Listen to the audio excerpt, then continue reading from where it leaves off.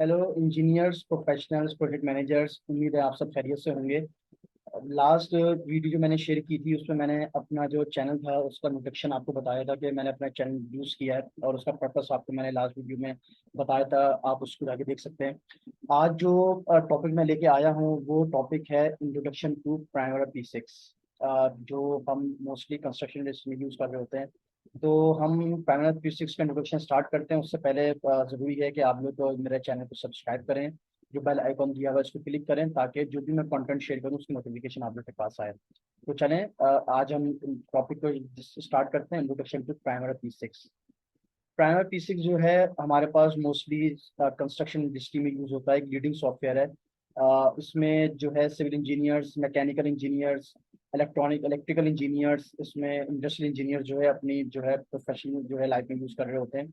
और सबसे ज़्यादा दो मेन फेज होते हैं प्रोजेक्ट मैनेजमेंट लाइफ साइकिल में, एक एग्जीक्यूशन और एक मॉनिटरिंग एंड कंट्रोलिंग फेज। ये जो दो फेज होते हैं, इन दो फेज में सबसे ज़्यादा प्राइमरी सॉफ्टवेयर यूज़ होता है। एग्जीक्यूशन फेज में क्या होता है कि आपके जो आपको जब लेटर ऑफ एक्सेप्टेंस मिल जाता है और जब आपको IFC टैंक इशू जाती है तो आप कंस्ट्रक्शन स्केड्यूल बनाते हैं। और स्केड्यूल जो है वो आपका डिफरेंट लेवल्स का स्केड्यूल होता है, हम लेवल्स को भी देखेंगे आगे। और जब आप मॉनिटरिंग एंड कंट्रोलिंग फेज में होते हैं तो मॉनिटरिंग एंड कंट्रोलिंग फेज में जो आप प्लान बनाते हैं उसको इवेल्युएट कर रहे होते हैं कि रियलिटीज देख रहे होते हैं अपडेट करके कि मैंने जो प्लान किया था उसके अगेंस्ट में कहाँ पे गया हूँ। लेकिन उस सब चीज़ के लिए ज़रूरी है कि आपको पता होगा प्राइमरी प्राइमरी वगैरह P6 में वर्किंग कैसे करते हैं। तो चलें, जब हम प्राइमरी P6 को ओपन करते हैं तो यहाँ पे सबसे पहले हम बनाते हैं एंटरप्राइज प्रोजेक्ट स्ट्रक्चर, जो कि आपकी कंपनी की जो हिरार्की होती है उसको डिफाइन करता है। इसी तरीके से हम ऑर्गेनाइजेशन ब्रेकडाउन स्ट्रक्चर होता है। उसमें आपकी जो ऑर्गेनाइजेशन चार्ट होता है, जो आपके इंजीनियर्स स्टाफ होता है, सुपरवाइजर्स होते हैं, उनके हम रोल्स को डिफाइन करते हैं और उनकी एक्टिविटी पर साइन करते हैं। उससे हमें क्या फ़ायदा होता है कि जो भी एक्टिविटी अगर आपकी डिले हो तो वो हमें उसके रिस्पॉन्सिबल पता चल जाए, रिस्पॉन्सिबल पर्सन कौन है और रीजंस ऑफ डिले हमें पता चल जाए, ताकि हमें जब मीटिंग में जाएं तो हमें मीटिंग से पहले हमारी अपनी एक प्रॉपर वर्किंग हो। इसी तरीके से हम जब स्ट्रक्चर बना लेते हैं तो हमारे पास यहाँ पे डिफरेंट टाइमलाइन से स्केड्यूल बनता है। जैसे आप देख रहे हैं कि स्क्रीन पे यहाँ पे activity ID, name, original duration, start और फिनिश अभी मैंने मेंशन किया हुआ है।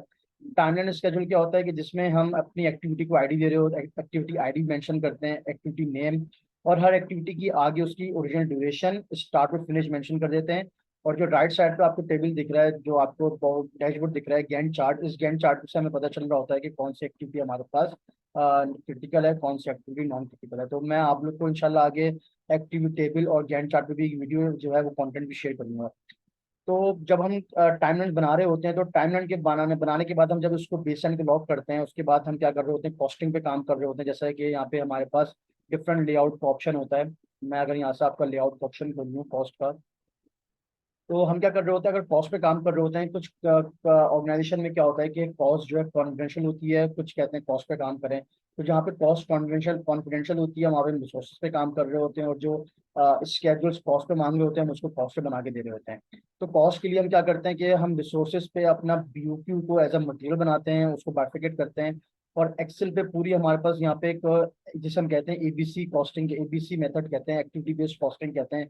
हम हर इंडिविजुअल एक्टिविटी की कॉस्टिंग करते हैं, उसकी क्वांटिटी के वेटेजेस निकालते हैं, उसके रेट्स मेंशन करते हैं और कॉस्ट करके हम उसको रिसोर्स बना के यहाँ बनाते हैं रिसोर्स, और एक्टिविटी पे उसको असाइन कर देते हैं। जैसे अगर मैं यहाँ पे आपको दिखाऊं कि मेरे पास अगर एक एक्सकेवेशन की एक्टिविटी है, यहाँ पे मैंने क्या किया हुआ है, उसकी बजट यूनिट्स दिए हुए हैं, उसकी अमाउंट यहाँ पे मेरे पास आ गई है। तो अब मुझे यहाँ पे सारी की सारी कॉस्ट, यहाँ पे हर एक्टिविटी की जो है कॉस्ट यहाँ पे आ गई है।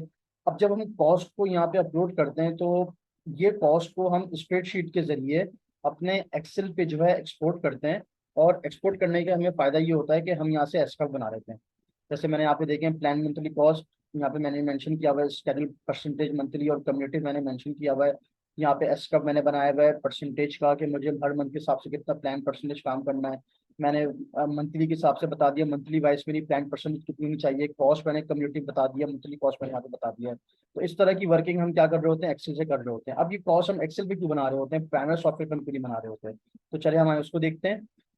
प्राइमरी सॉफ्टवेयर के लिए हम यहाँ पे एक्टिविटी यूजेज प्रोफाइल खोलते हैं, और आप यहाँ देखें तो मेरे पास यहाँ पे कर्व बना हुआ आ रहा है। अगर मैं इसको यहाँ पे डबल क्लिक करूँ तो मुझे यहाँ पे मंथली और कम्युनिटिव यहाँ पे मुझे कॉस्ट बता रहा है। लेकिन यहाँ पे जो है मुझे हर मंथ के हिसाब से परसेंटेज नहीं बता रहा। तो इसलिए हम क्या कर रहे होते हैं, अपने डाटा को जो है यहाँ से एक्सपोर्ट करते हैं एक्सेल पे, और वो एक्सपोर्ट का जो प्रोसीजर होगा वो कंटेंट भी इंशाल्लाह मैं बहुत जल्द शेयर करूंगा। हम जो है उसको बेसिक से लेते हुए चलेंगे और सारे डाटा आपको बताएंगे किस तरीके से ये सारे प्रोसेस हम प्राइमर सॉफ्टवेयर पे करते हैं। तो जैसे मैंने कर्व बना लिया यहाँ पे, ठीक है, अब ये डाटा मेरे पास यहाँ पे कर्व बन गया। इसी तरीके से एक्सेल पे जो है कर्व मेरे पास यहाँ बन रहा होता है। और ये कर्व जो है मेरे पास हम इसको जो है लेके चल रहे होते हैं ताकि किसी चीज़ की हमारे पास जो है प्रॉब्लम, यहाँ पे प्रॉब्लम ना हो। तो ये जरूरी है कि हमें पता होना चाहिए कि प्राइमर सॉफ्टवेयर का कर्व जो है हमारे पास किस तरीके से बनता है और उसको एक्सेल पे कैसे उसको एक्सपोर्ट करते हैं। इसके साथ साथ फिर हम यहाँ पे जो है अपडेट करते हैं अपना, अपडेट किस तरीके से करते हैं कि हम यहाँ पे जनरल पे जाके उसका स्टेटस पे जाके उसका स्टेटस देते हैं, स्टार्ट फिनिश परसेंटेज देते हैं, और यहाँ से डाटा सिमिलरली वही तरीका डाटा एक्सपोर्ट करते हैं एक्सेल पे।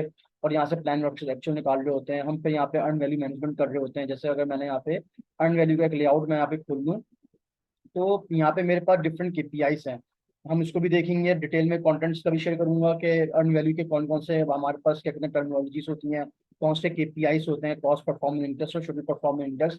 दो बहुत इंपॉर्टेंट केपीआईस होती हैं जो कि हमें ये बताती हैं कि आपका प्रोजेक्ट जो है बिहाइंड स्केड्यूल है या अहेड स्केड्यूल है, ठीक है, या आपका प्रोजेक्ट जो है ओवर बजट है या आपका अंडर बजट है, ठीक है। तो ये हम इंशाल्लाह इसको भी बहुत डिटेल में हम देखेंगे, ये कंटेंट भी इंशाल्लाह हम इसी प्लेटफॉर्म के जरिए शेयर करेंगे। तो ये बहुत ज़रूरी है चीज़ों को देखना। ये जाहिर सी बात है कि आप जब वर्किंग करते हुए आएंगे तो आपको इन सब चीज़ों के बारे में पता होगा। उसके लिए ज़रूरी है कि हम इसको बेसिक से लेते हुए चलें। एक्टिविटी ऐड करना, रिलेशनशिप जानना, ड्यूरेशन करना, ये सब चीज़ें जो है इनका कंटेंट भी आपसे शेयर किया जाएगा ताकि आप उससे भी फ़ायदा उठा सकें। अच्छा, उसके साथ साथ ये सब एग्जीक्यूशन फेज में हम जब होते हैं, जब मॉनिटरिंग एंड कंट्रोलिंग फेज भी इसमें आ रहा होता है। जब मॉनिटरिंग एंड कंट्रोलिंग फेज में होते हैं, जब आपका प्रोजेक्ट डिले हो रहा होता है, तो हम क्या कर रहे होते हैं, रिवाइज और रिकवरी शेड्यूल बना रहे होते हैं। रिवाइज शेड्यूल क्या होता है, रिकवरी शेड्यूल क्या होता है, उस पर भी मैं एक नया कंटेंट बनाऊंगा, वो भी शेयर करूंगा। लेकिन आपको मैं ओवरव्यू दे देता हूँ कि जब आपका प्रोजेक्ट डिले हो जाए और आपके पास जस्टिफिकेशन ना हो, तो ईओटी आप क्लेम करते हैं, तो उस कंडीशन में अगर आपकी जस्टिफाई आप ना कर सके कि हमारा डिले क्यों हो रहा है, तो उस कंडीशन में अगर आपको ये होता है कि क्लाइंट कहता है कि जो आपको कंप्लीशन डेट गिवन है आपने उसके अंदर ही कंप्लीट करना है, तो उस कंडीशन में क्या करते हैं कि हम एक रिकवरी शेड्यूल बनाते हैं, हमारा कंप्लीशन डेट फिक्स रहता है।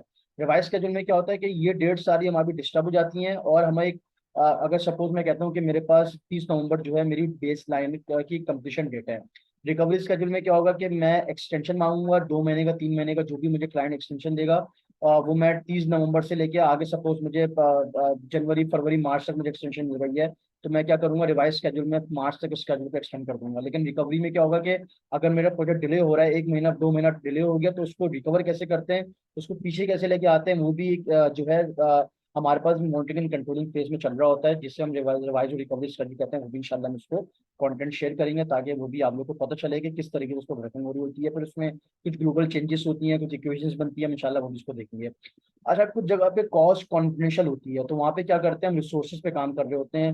रिसोर्सेज का मतलब क्या है कि हम वहाँ पे अगर मैं यहाँ पे ये कहूँ कि मेरे पास रिसोर्सेज जो है, मैं यहाँ पे फिल्टर लगा देता हूँ, ऑल एक्टिव रिसोर्सेज, और मैं इसको फिलहाल सॉल्व कर लेता हूँ। तो अब आप देखेंगे मेरे पास यहाँ पे steel fixer, carpenter, helper, labour, mason, painter, civil engineer, supervisor, मैंने सब यहाँ पे मेंशन किया हुआ है। तो ये किस तरीके से वर्किंग करते हैं कि उसको फिर हम एक्टिविटी पे असाइन करते हैं। मैन आर्ट्स पे काम कर रहे होते हैं, मैन आर्ट्स निकाल रहे होते हैं कि मैन पावर से मैन आर्ट्स निकाल रहे होते हैं। फिर उससे हमारे पास जिस तरीके से यहाँ पे एस्कर्व बन रहा है, अगर आप यहाँ देखें तो यहाँ पे मेरे पास एस्कर्व जो बन रहा है, अगर मैं इसको एक्टिविटी जो प्रोफाइल पे जाऊँ, तो मेरे पास यहाँ कॉस्ट पे बन रहा है, ठीक है, मटेरियल पे कॉस्ट पे बन रहा है। हम क्या करते हैं, यूनिट पे जाके लेबर पे जाके एस्कर्व बनाते हैं, क्योंकि अभी मैंने आर्ट्स पे काम नहीं किया हुआ इस पे, तो मैंने आर्ट्स इंस्टॉल नहीं किया हुआ, तो यहाँ पे नहीं आ रहा। तो वो क्या कर रहा होता है, इसी तरह का कॉस्ट बना रहा होता है, इसी तरीके की वर्किंग कर रहा होता है, और हमारे पास यहाँ पे जो है एस्कर्व दे रहा होता है मैन आर्ट्स पे। फिर वही तरीका कार हम उसको एक्सेल पे एक्सपोर्ट करते हैं और वहाँ पे अपने पूरे एस्कर्व बनाते हैं। तो प्राइमरी सॉफ्टवेयर जो है मोस्टली जो है इंडस्ट्री में बहुत ज़्यादा यूज़ हो रहा है। और सारे स्केड्यूल्स जिसमें डिफरेंट टाइप के स्केड्यूल्स होते हैं, टेंडर स्केड्यूल हो गया, टाइमलाइन स्केड्यूल हो गया, कंस्ट्रक्शन स्केड्यूल हो गया, क्या रिकवरी स्केड्यूल्स हो गया, रिवाइज स्केड्यूल हो गया, सारे स्केड्यूल जो हम प्राइमरी सॉफ्टवेयर बना रहे होते हैं, कॉस्ट पे काम करते हैं, रिसोर्सेज पे काम कर रहे होते हैं, कैलेंडर पे वर्किंग कर रहे होते हैं, किस तरीके से कैलेंडर देना है। तो ये जो है बताना हम लोग को जरूरी है, इंजीनियर्स को, सुपरवाइजर्स को, जो प्राइमरी सॉफ्टवेयर को यूज़ नहीं कर रहे हैं। हम इस प्लेटफॉर्म के जरिए उनको जो है एक एक पेज पे लेकर आएंगे और सारे इंजीनियर्स को बताएंगे कि किस तरीके से प्राइमरी सॉफ्टवेयर ना आपको आपने प्रोफेशनल लाइफ में यूज करना है। मोस्टली भी क्या होता है कि हम सिर्फ डॉक्यूमेंटेशन पूरा करने के लिए प्राइमरी सॉफ्टवेयर यूज कर रहे होते हैं, डॉक्यूमेंट बनाया, हमने उसको सबमिट करा दिया, लेकिन किस तरीके से हम अपनी प्रोफेशनल लाइफ में उसको इम्प्लीमेंट करते हैं, किस तरीके से मेरा एक कंटेंट इंशाल्लाह बहुत जल्द आएगा जिसमें मैं बताऊंगा कि क्रिटिकल पाथ क्यों जरूरी है प्राइमरी सॉफ्टवेयर पे, और क्या उसका क्या सेंस होता है क्रिटिकल पाथ का प्राइमरी सॉफ्टवेयर पे, तो वो भी इंशाल्लाह कंटेंट आएगा। लेकिन उसके लिए ज़रूरी है कि आप जो है हमारे साथ टच में रहें और चैनल को सब्सक्राइब करें और हमसे कांटेक्ट में रहें। नेक्स्ट लेक्चर, नेक्स्ट जो मेरा एक वीडियो आप कंटेंट आएगा उसमें मैं आप लोग को बताऊंगा कि मेरा कोर्स आउटलाइन जो मैं इसी प्लेटफॉर्म के जरिए आपको बताऊंगा, जिसको मैंने मॉड्यूल 1 से लेकर मॉड्यूल 7 तक मैंने उसको डिज़ाइन किया है, जिसमें बेसिक टू एडवांस है। उसमें हम इंशाल्लाह देखेंगे किस तरीके से बेसिक से लेके एडवांस तक, अभी आपको जो मैंने ओवरव्यू दिया है, किस तरीके से हम उसको एक सिंगल सिंगल कंटेंट को हम बहुत डिटेल में जो है उसको स्टडी करेंगे, जिसके कंटेंट शेयर करेंगे ताकि आप सबको फायदा हो। तो उम्मीद है इंशाल्लाह आप लोग से जो है दोबारा टच में रहेंगे। अगली वीडियो के लिए इंतजार करें, इंशाल्लाह बहुत जल्द आपको नेक्स्ट कंटेंट भी आपसे शेयर किया जाएगा। अपना ख्याल रखिएगा। अल्लाह हाफिज़।